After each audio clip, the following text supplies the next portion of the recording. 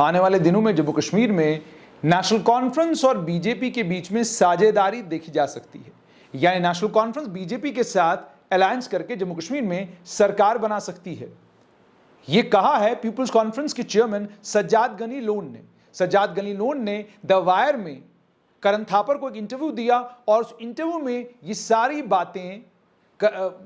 बातें सज्जाद गनी लोन ने कही हैं। अब क्या क्या कहा है उस पर थोड़ा सा आपको मैं बता देता हूं। उन्होंने ये कहा कि बीजेपी और नेशनल कॉन्फ्रेंस के बीच में बातचीत चल रही है और दोनों पार्टियां जम्मू कश्मीर में अगली सरकार बनाने के लिए तैयार हैं। और ये भी कहा कि जब उनसे ये पूछा गया सबूत क्या है, तो उन्होंने कहा कि हालांकि उमर अब्दुल्ला ने राहुल गांधी की भारत जोड़ो यात्रा ज्वाइन की, शामिल हुए भारत जोड़ो यात्रा में, लेकिन ना ही कोई अब्दुल्ला ना नेशनल कॉन्फ्रेंस ने कोई स्टेटमेंट राहुल गांधी के समर्थन में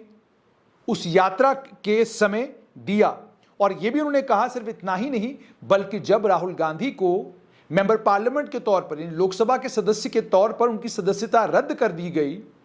तो उमर अब्दुल्ला खामोश थे। उमर अब्दुल्ला ने इस पर कोई बात नहीं कही, ना ही डॉक्टर फारूक अब्दुल्ला ने इसको लेकर कोई टिप्पणी की। और उसके बाद यह भी कहा कि सरकार ने एक मीटिंग बुलाई, पूरे विपक्षी दल, कोई भी विपक्षी दलों में से उस मीटिंग में नहीं गया, लेकिन डॉक्टर फारूक अब्दुल्ला उस मीटिंग में शामिल थे। और यह भी कहा ये दोनों पार्टियां एक दूसरे के खिलाफ चुनाव लड़ेंगी और कैंपेन के दौरान एक दूसरे के ऊपर आरोप प्रत्यारोप भी करेंगी और यह भी कहेंगी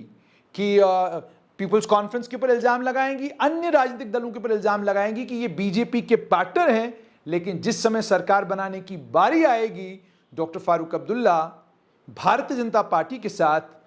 सरकार बनाएंगे। पार्टी को टारगेट करते हुए यह कहा कि फारूक अब्दुल्ला और नेशनल कॉन्फ्रेंस जम्मू कश्मीर की प्रॉब्लम है और वो कभी भी जम्मू कश्मीर का हल नहीं हो सकते। और उसके बाद सत्यपाल मलिक को लेकर भी उन्होंने कहा कि जो 14 अप्रैल को सत्यपाल मलिक ने द वायर के साथ इंटरव्यू में जो कुछ कहा था कि प्रधानमंत्री को कश्मीर को लेकर जानकारी नहीं है, उस पर सज्जाद गनी लोन ने यह कहा कि जहां तक प्रधानमंत्री का ताल्लुक है, प्रधानमंत्री की जानकारी जम्मू कश्मीर को लेकर बहुत बढ़िया है, यहां तक कि वो अलग अलग जिलों के एसएसपीओ तक को जानते हैं कि कौन एसएसपी कहां पर क्या कर रहा है, इसकी जानकारी भी उनको रहती है और उनके पास जानकारी का अपना एक माध्यम है। और उसके बाद यह भी कहा, जब उनसे पूछा गया क्या बीजेपी के साथ अलायंस करेंगे, तो उन्होंने कहा कि इसकी संभावना नहीं होती। उन्होंने कहा 2015 से लेकर 2018 तक में पीडीपी बीजेपी गवर्नमेंट का हिस्सा हुआ क्योंकि उस समय मेरी मजबूरी थी और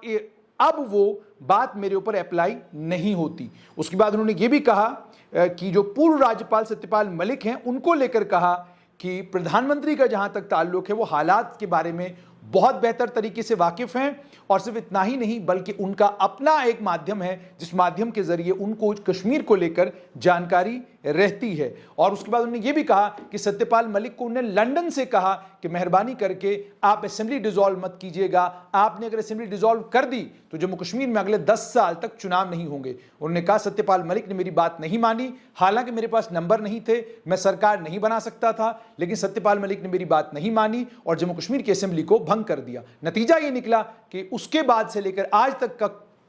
कालखंड आप देखिए, अभी तक जम्मू कश्मीर में चुनाव नहीं हुए हैं। लेकिन ये बहुत बड़ा बयान है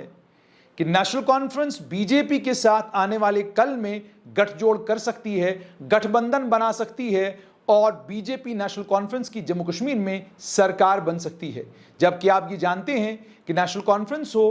या बाकी क्षेत्रीय दल हो, उनका आरोप है जम्मू कश्मीर अपनी पार्टी के ऊपर और जम्मू कश्मीर पीपुल्स कॉन्फ्रेंस के ऊपर कि ये दोनों पार्टियां नई दिल्ली की पार्टियां हैं। देखना यह होगा कि क्या वाकई नेशनल कॉन्फ्रेंस और बीजेपी मिलकर सरकार बनाएंगे